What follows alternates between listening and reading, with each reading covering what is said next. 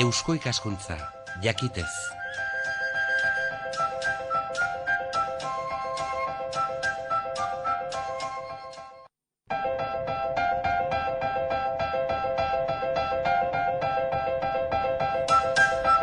Euskal Herria irratian kulturarloa Eusko ikaskuntzarekin batera, astez aste egiten dugun saioa, kulturgintzaren divulgaziorako, zabalkunderako. Honako honetan Eusko ikaskuntzaren ekimen baten berri, Euskararen eguna, Euskararen nazioarteko eguna. Egi esan asmoa aspaldi xamarretik dator, baina gerora utzila eta azken urteotan berriro bizkortu eta indar berria eman nahi izan diote egun honi. Eta hortxe dabiltza, Eusko ikaskuntzatik nazioarteko egun hori dela eta, baina eguna iritsi baino lehenagotik lanean eta jende implikatuz. Esate baterako hor emakumeak historian zer izan diren, kukusumusu, hor ere tartean sartuta kamisetak eta egiteko eta jenderen implikazioa bilatuz. Ta hau guztia kudeatzen eta dinamizatzen Eusko ikaskuntzatik geure solaskidea, Leire Gazeo. Bueno, Euskararen nazioarteko eguna Eusko ikaskuntzak aldarrikatu zuen 1959an, naiz urtebete lehen, Euskararen behar hori somatu, urtero ospatzen zuen kongresuan. Euskararen nazioarteko eguna lehen esan dudan bezala, Euskararen edo Euskal Hizkuntzaren unibertsaltasuna aldarrikatzea du xede, eta hori lortzeko bidea edo Eusko ikaskuntzak orain dela, azken 5 urte hauetan kanpaina bereziak egokitu ditu. Aurtengoan Euskal emakumeak dazkagu ardatz bezala, ez? Eta horren inguruan kukusumusurekin berriro kanpaina berezi bat sortu dugu, kukusumusuk lagundu digu kamiseta berezi bat sortzen, non jasotze diren, guk uste dugun aipagarrienak diren 54 euskal emakume. Kamisetan bertan esaten den bezala, aitzindari eredu eta bidegileak izan direnak, eta guztiak menderakaitzak. Hortaz, blog berezi bat egokitu dugu, irubebikoitza.eusko ikaskuntza.org/NENE, eta hortan, galdetegi oso erraz bat planteatu dugu, 4 galderaz osatutakoa, eta galdetegi hortan ondo erantzuten dutenen artean, kamiseta ugari banatuko ditugu, ia 200 bat kamiseta banatuko dira. Gaiaren mamian heldu aurretik, horren beste emakume kamiseta bakarrean edo zer du, emakume bakoitza bere kamiseta? Ez, kamiseta bakar batian biltzen dira guztiek, baina oso igarri geratu da kamiseta oso polita biztaz, ze beltzian da, oso kamiseta beltzara, eta gero, emakumeak koloretan agertzen dira, emakume bakoitzaren ez onduan, baina azpikaldean agertzen dira bakoitzeko izena, zenolako ekarpena izan duen, baita zein lurraldekoa den. Denak ez denak ez, baina batzuk esan, zer geure garaiotakoak edo eta historia zer atzera eginda edo zer? Denetarik aurki dezakegu egia esan da, garai guztietakoak, arlo eta disiplina anitzekoak, eta postakita adibidez holan modernoren bat edo aipatzeagatik Maialen Lujanbio agertzen da, ez bertsolaria, Euskal Herriko txapelketako bertsolaria, ez dakit beste bat pasionaria ezagutzen dugun pertsonaia historikoa, Emiliana Zubeldia, pila bat. Dira, badira 54 hemen jasotzen diranak, baina izan da zertzelada txiki bat euskal emakume hoiena. Ze berez ez geneukan lekurik ez kamiseta bakar batean danak sartzeko. Eta ideia hau nola da, hizkuntza, historial zehar izandako emakume ausartak, eta teknologia berriak, eta hau nola lotu, nola koherentzia man hori. Bai, ditu, kamiseta izan da euskal emakume hauei omenaldi bat, hauei eta baita bidean geratu diren beste hainbatei omenaldi bat egiteko. Beti pentsatu izan dugu emakumea, betianik historian zehar, etxean geratu izan den pertsonaia izan dela, bai etxea, zaintzeaz eta arduratu dena, baina baita eta oso paper importante izan duna hizkuntzaren babesean, zaintzan, ez dakit garez garai zera bultzatxian, ez, hizkuntza. Orduan, aurtengoan nahi izan dugu, bueno, emakumea ardatza hartu, eta hortarako ere Lola Valverde Eusko Ikaskuntzako bazkidea den eta UPV-ko ere UPV-EHUko irakaslea den historia garaikideko irakasle honen barkatu, laguntza izan, ez, emakume hauek hartzeko.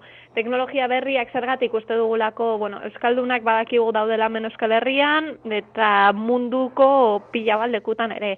Eta euskara esan dugun bezala unibertsala denez, eta zabaldu nahi dugunez danei, esparru zabal honi, nahi izan dugu teknologiaz baliatut, internetaz bereziki, interneta erabili, eta hola, bazter guztietara heldu ez. Horrezagatik bloga erabiltzearena, sare sozialak ere baditugu, eta sare sozialetan profil ezberdin horietatik, alaintzen ari gara ekimen hau ezagutarazten, eta jendea parte hartzera bultzatzen. Eta hemen galdera konprometitu bat dator leire izan ere, eta internet eta blogak eta alakoak baliatzen ez dituen jendeak zer? Badauka aukera ere gure egoitzetan, eta, berez Eusko Ikaskuntzan bertan azaltzen zaie, ematen zaie honen berri, eta atxikitu daitezke ere ekimenera, eta, presentzialki fizikoki egin gero guk nolabait horren isla webera eramaten dugu. Kampaina beraz, horixe izanen da, zer ari zarete jendearen partizipazioa bilatzen, zer eskatzen duz, zer proposatzen eta zer eskatzen ari zarete? Proposatzen ari gea, hori izan dizudan, parte hartzea blogean. Blogean dakagun proposamena esategatik galdetegi erraz bat da, hemen lehen esan dizuedan bezala, kamisetan 54 emakume agertzen dira, eta honen 54 hauetatik 4 aukeratu ditugu, eta hoien inguruan galdera bakar bat egiten da.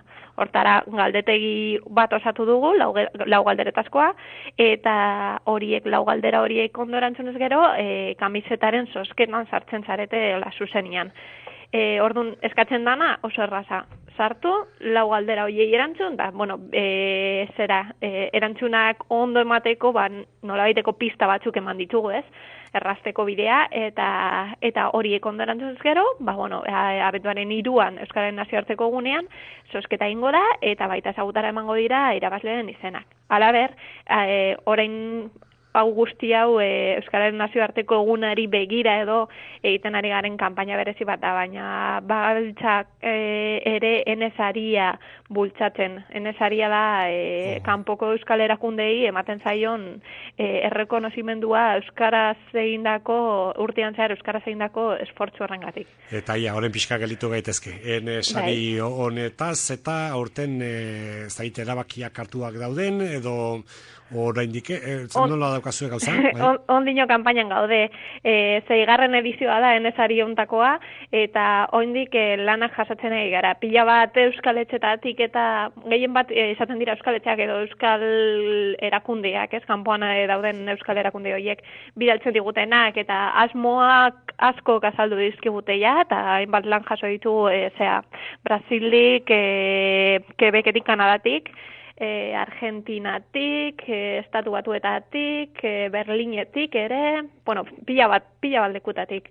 Orduan, uste dugu hortengoa, ikusten dugu, azkenengo dei hauetan, gero eta jende gehiago zagutzen dula saria, eta asko gehiago aurkezten dutela bere burua sari hontara. Saria sarean, eta mundu, ikusten du da, ez da, azken urte hauetan, da egiten ari zareten lan honen bitartez, ari dira, konektatzen, ez? Ematen du gero eta gehiago. Azkenean esfortzu asko egiten dira eskuntze honen aldekutan pila bat bazterretan, ezagutzen ez ditugunak, eta uste dugu, hau aukera badela ere, hori kalera ezagutara emateko, eta baita egin izan den lan hori, nolabaiteko errekonozimendua izateko.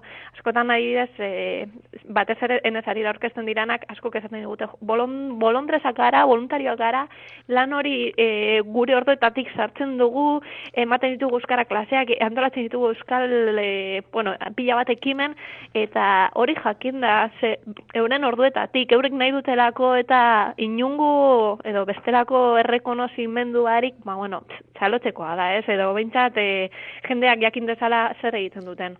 Eta saria ere virtuala da, edo nola? Ez.